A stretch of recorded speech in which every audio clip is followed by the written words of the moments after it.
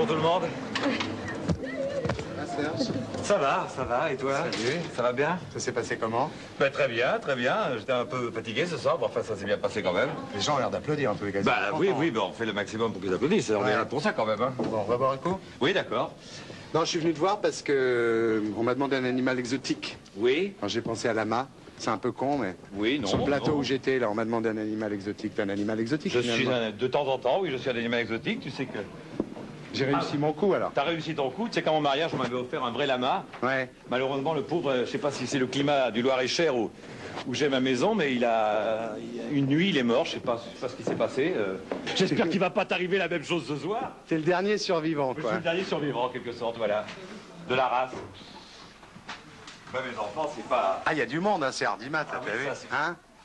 Il est beau, ce théâtre, hein, t'as regardé? C'est magnifique, C'est vraiment... magnifique. Tout a été refait magnifiquement, ça fait plaisir de temps en temps. On a tellement, en province, des théâtres qui tombent en décrépitude. Le mot vétusté a seulement été inventé pour les théâtres. Hein. Bon, bah écoutez, à la vôtre, tienne. à la vôtre. À la tienne. Ça se passe bien, alors? Bah très bien, oui, formidable. Bah, nous, on est partis en tournée, on ne pensait pas faire Paris. C'est une surprise en réalité pour nous, puisqu'on est parti plus de 60 jours à travers toute la France. Et puis à Guitry pour voir, enfin, je vais pas te répéter ce que j'ai dit un peu partout, mais c'est vrai que c'est un rêve. Non, il y a un truc quand même, il y a un truc qui est sympa, c'est que quand tu étais jeune, quand tu avais 14 ans, tu as voulu voir Sacha Guitry quand même. Oui, oui, j'avais même peut-être 13 ans, parce que Ouais. c'était juste après Si Versailles m'était compté. Je crois que Si Versailles m'était compté, c'était en 53.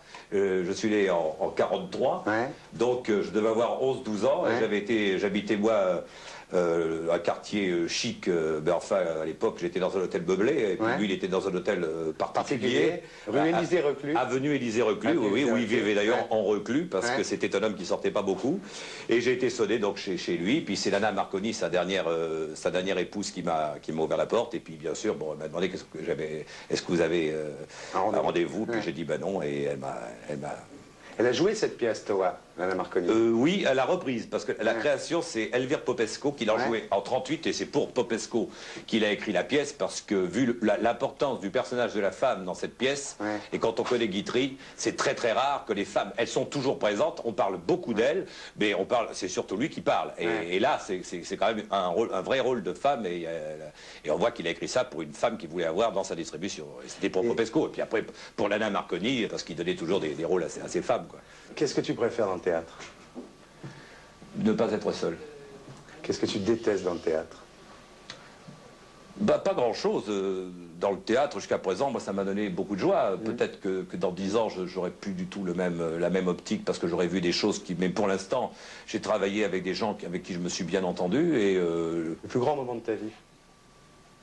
le plus grand moment de ma vie. Oh, je crois quand même que c'est la naissance de mon fils. Ouais. Parce que ça, s'il y a quelque chose que je pensais pas faire, c'est bien un enfant.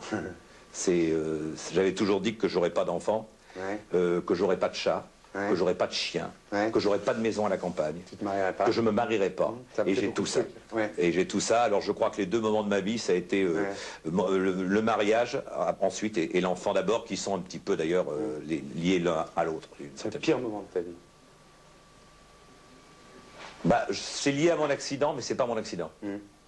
C'est dans la voiture où il y avait une personne que j'aimais beaucoup. C'est certainement la femme avant Michel, que j'ai le plus aimé. Je veux dire, je l'aime toujours. Je veux dire, je l'aimerai toute ma vie, parce qu'elle est morte dans l'accident. Et je crois que ce que j'ai ressenti là, quand on m'a appris 1 mois et demi, j'étais sur mon lit d'hôpital après, parce qu'on ne me l'a pas dit tout de suite, parce que ce sont des choses bon, j'étais tellement mal qu'il fallait pas me dire des choses comme ça, je serais certainement mort dans l'affaire, quoi. Ouais. Mais quand j'ai appris ça, je vais te dire, j'ai passé quelques nuits, la douleur physique à côté, c'est rien. J'ai ressenti une chose que j'ai jamais ressentie de ma vie. Ton plus gros coup de fric? Mon plus gros coup de fric. C'est pas Napoléon. Ah bon? Bah non. Tu sais, c'est le théâtre, Non, je pense que c'est à l'époque du Palais des Congrès. Hein. Ouais. Ta plus grosse perte? Ma plus grosse... J'ai pas beaucoup... honnêtement, j'ai... Ça va. Ouais. Non, j'ai pas beaucoup... je suis pas joueur. Moi, Ouais. De toute façon, quand on fait notre... T'as de l'argent, là?